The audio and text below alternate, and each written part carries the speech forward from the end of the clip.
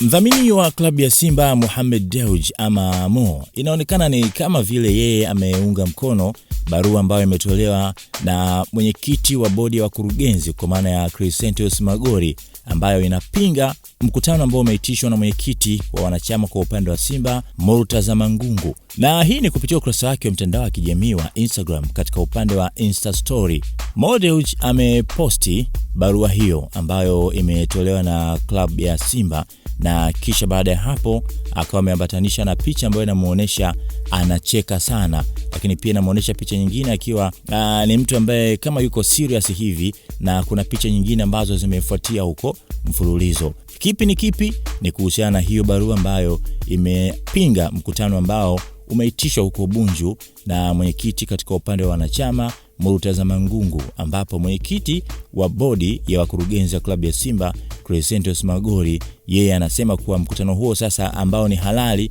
utafanyika leo, lakini sio huu ambao ulifanyika huko Bunju siku ya tarehe 2 ya mwezi wa 8 mwaka 2026, ambapo Murtaza Mangungu aliteua wajumbe 4 na kisha kufikisha idadi ya wajumbe 7 wa bodi ya wadhamini katika klabu ya Simba, ambapo mambo yamekuwa ni mengi kweli, kila mmoja akizungumza la kwake, akishika msimamo wake.